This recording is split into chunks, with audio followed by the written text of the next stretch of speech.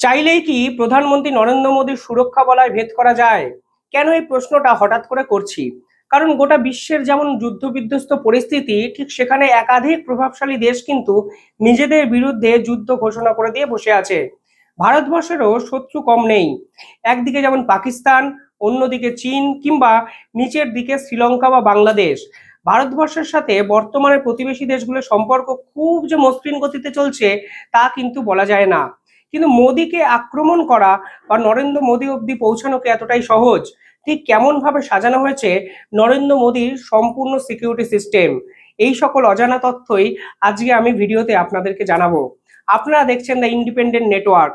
যারা এই ভিডিওটি দেখছেন, প্রথমে চ্যানেলটিকে একটু সাবস্ক্রাইব করে পরবর্তীকালে বিশ্বের বিভিন্ন অজানা তথ্য নিয়ে কথাবার্তা বলার জন্য আমাদের পাশে থাকবেন। ভারতবর্ষের প্রধানমন্ত্রী নরেন্দ্র মোদী প্রায় আমেরিকার প্রেসিডেন্ট জো বাইডেনের মতোই কিন্তু নিরাপত্তা পান। যদিও ভারত সরকার এর আগে প্রধানমন্ত্রীদের নিরাপত্তা সংক্রান্ত বিভিন্ন বিষয় কিন্তু উদাসীন ছিল। যদিও সাম্প্রতিককালে জিওপলিটিক্যাল সিনারিও এমনভাবে বদলাতে শুরু করেছে, ঠিক সেখানে প্রধানমন্ত্রীদের নিরাপত্তা দেওয়া ভারত সরকারের অন্যতম গুরুত্বপূর্ণ একটি কাজের মধ্যে তারা আওতাভুক্ত করেছেন। এবং এর জন্যই প্রধানমন্ত্রীর যে নিরাপত্তা সুরক্ষা বলয় যেভাবে ডিজাইন তারা করেছেন, তা বিশ্বের অন্যতম সেরা একটি সুরক্ষা বলয়ে পরিণত করেছে প্রধানমন্ত্রী সুরক্ষা বলয়কে। ভারতের প্রধানমন্ত্রী নিরাপত্তা ব্যবস্থার সবার আগে আলোচনায় আসে 1984 সালে, যখন ইন্দিরা গান্ধীকে তার নিজের দেহরক্ষীরাই প্রায় হত্যা করেন। তার আগে পর্যন্ত নিরাপত্তা ব্যবস্থার এত কড়াকড়ি অবস্থান ছিল না। এরপরে 1991 সালেও রাজীব গান্ধী একটি আত্মঘাতী বোমা হামলায় প্রাণ হারান।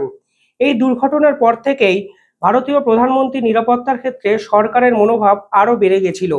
1988 সালে স্পেশাল প্রোটেকশন গ্রুপ অর্থাৎ এসপিজি গঠন করা হয়, যা শুধুমাত্র প্রধানমন্ত্রী এবং তার নিকটতম পরিবারের আত্মীয়দেরও নিরাপত্তা প্রদান করতে সক্ষম হবে।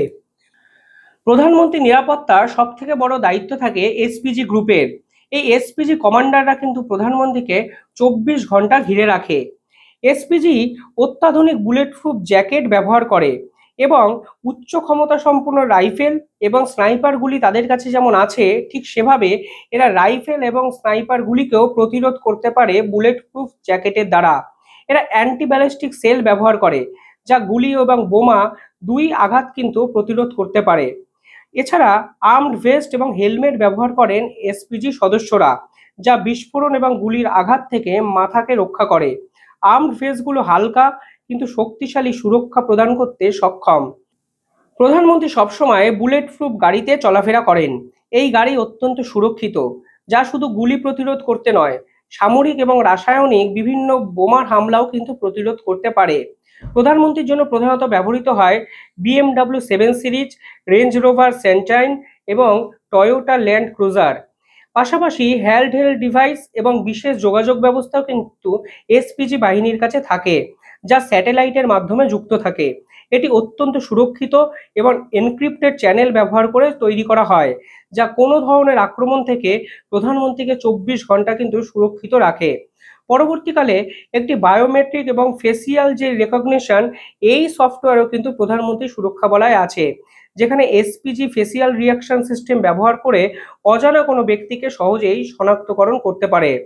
পাশাপাশি এসপিজি বাহিনীর হাতে সর্বদা বুলেট প্রুফ শিল্ড থাকে, যা প্রধানমন্ত্রীর চারপাশে তৈরি করা হয়। স্ক্যানার টিম প্রায়শই হ্যান্ড মেটাল ডিটেক্টর এবং এক্স রে যন্ত্র ব্যবহার করে যে কোনো অস্ত্র এবং বিস্ফোরক খুঁজে বার করে। এসপিজি সাধারণত ব্ল্যাক ক্যাট কমান্ডো নামে পরিচিত। এসপিজির পরবর্তী স্তরে সুরক্ষায় থাকে। তারা প্রধানমন্ত্রীর যাতায়াতের বাইরে এবং আশেপাশের এলাকা কিন্তু নিয়ন্ত্রিত রাখে। তারা উঁচু ভবন, ভিড়যুক্ত এলাকা এবং প্রধানমন্ত্রীর যাত্রাপথের সমস্ত অংশ কিন্তু তল্লাশি করে। ব্ল্যাক ট্যাকটিক্যাল গিয়ার, এনএসজি সদস্যরা এই কালো বুলেট প্রুফ পোশাক, ভেস্ট, হেলমেট, এমনকি নাইট ভিশন গগলস ব্যবহার করে কিছু ক্ষেত্রে।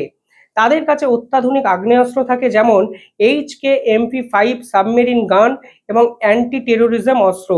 এছাড়া কমব্যাক্ট গিয়ার এবং রোবোটিক ডিভাইসও কিন্তু এনএসজি বাহিনীর হাতে থাকে, যেখানে সন্ত্রাসী কার্যকলাপ ঠেকাতে এনএসজি তাপ শনাক্তকরণ যন্ত্র ব্যবহার করে এবং যা গোপনে লুকিয়ে থাকা ব্যক্তি এবং বস্তুকে সহজেই শনাক্তকরণ করতে পারে।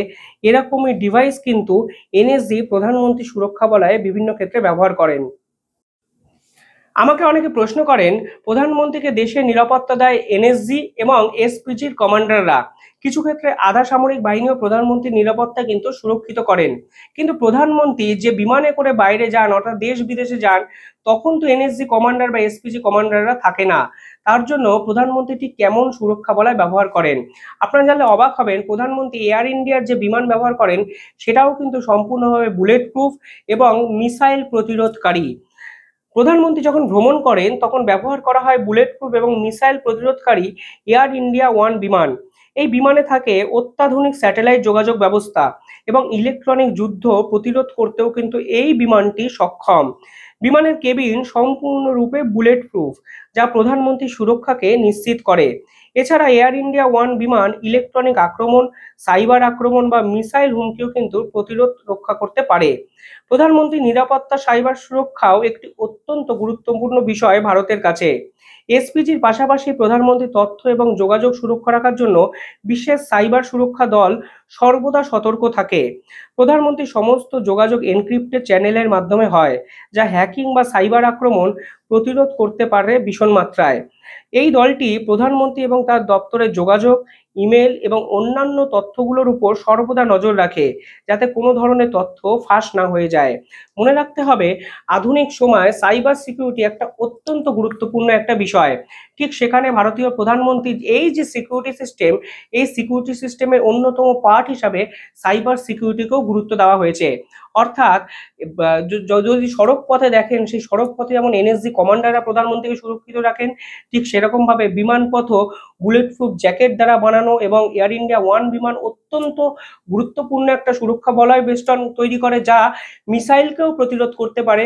ঠিক সেরকম ভাবে সাইবার সিকিউরিটিতেও কিন্তু ভারতীয় বৈজ্ঞানিকরা, ভারতীয় বিজ্ঞানী মহল এমন একটা সিকিউরিটি সিস্টেম মোদির চারিপাশে তৈরি করে রেখেছে, যা ভেদ করা কার্যত প্রতিপক্ষের কাছে অসম্ভব।